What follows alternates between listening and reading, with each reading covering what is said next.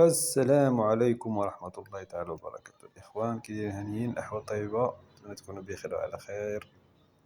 اللي كيسول على الفنكوسة هي عاشطة مع راسها، لكن ما كتفرقش مع الخبز. الخبز وداك العصا، الخبز وداك العصا هو ولات مبقاش تاكل الحبوب بزاف، حيت تنحط لها داك الخبز ولات نديا بيه.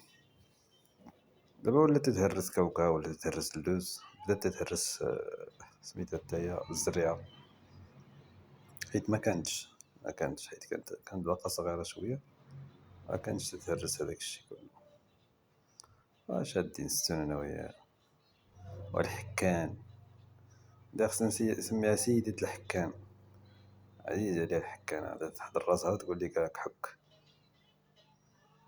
نقول لها واخا زيد حك، لدرجة أنها ولات تنجلس تجي تطير عندي وتجي حك ليا، ودير راسها تضرب لي في صبعي وتقول تحضر راسها تقول لي حك. لا، إلى متى الحكان؟ داكشي اللي فوق راسها مازال ما بغاش ينبت لها الشعر تما، ما عرفتش علاش، ما عرفت علاش حال ينبت لي، عنده شي معلومة يقولها ليا، حيت انا صراحة الله ما عرفتش. تبقى هكاك، تبقى صلعة تبقى قرعة من فوق الراس. انا دوشت ليها البارح كبيت عليها الماء مزيان، ما عرفت واش صحي هكاك ولا لا. المهم كبيت عليها مزيان، واحد السيد قال لي استعمل شامبون عضوي، وفعلا استعملت غير داك السيراب، استعملته جا مزيان وافقها، حيت كنت درت لها شامبان وما قدرتش تحل عينيها من الريحه ديال الشامبان، واقيلا ولا ما عارف.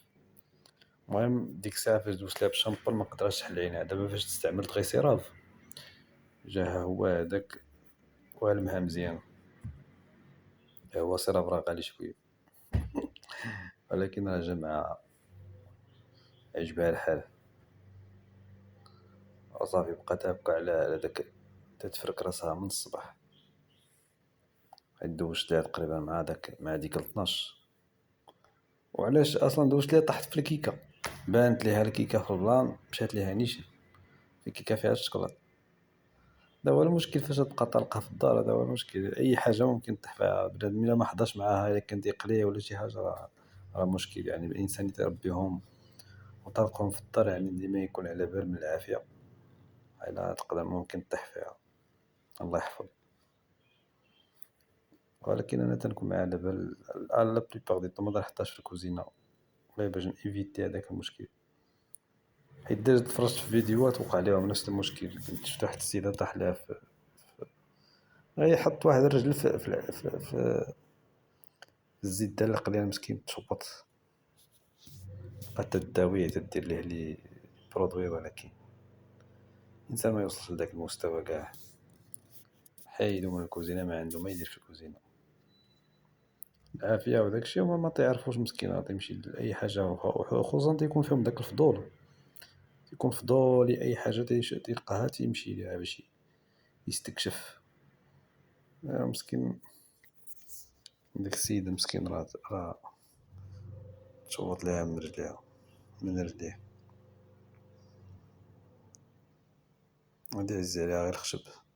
ولكن ديجا واحد السيد قال لي ودي راه عندك حيت تبقى تقطع منه، قال لي راه بعد واحد شي نهار وحلات لي وحل لي داك الخشب اللي قطعت، كان هو مربي شي واحد وحط ليه الغصن بحال هكا وحل ليها، عاد في داك الغصن تيقطع يدوم، تيقطع واحد الطرف صغير تيبغي ياكلو، داك الطرف صغير وحل ليه في حلقو وشويه ما قتلو.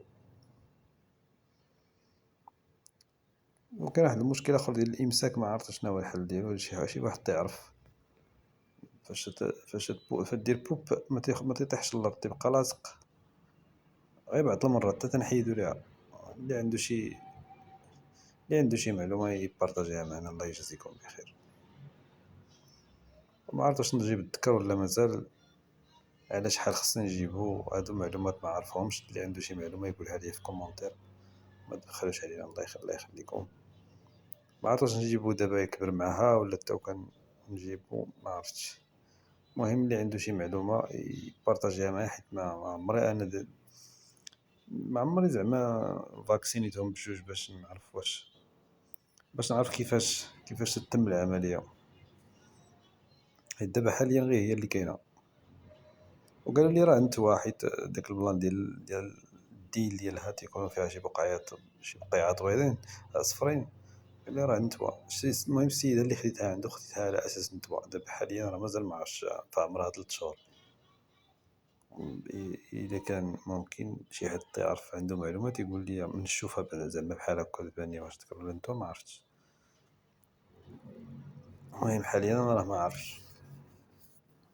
مي داكشي اللي شفت انا في اليوتيوب قالوا لي راه نتوى تيكون فيها شي بقعات صفرين في الديل ديالها، في القصيبه ديالها، وفعلا هادي فيها. المهم على حاليا راه حنا مبندينها.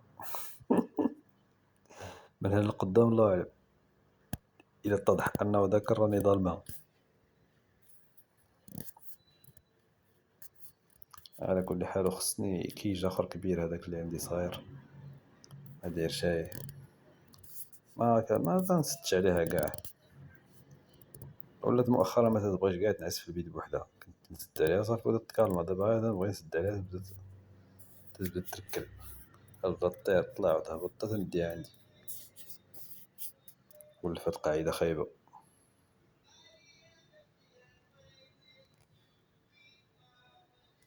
هذا ما كان الإخوان، نتمنوا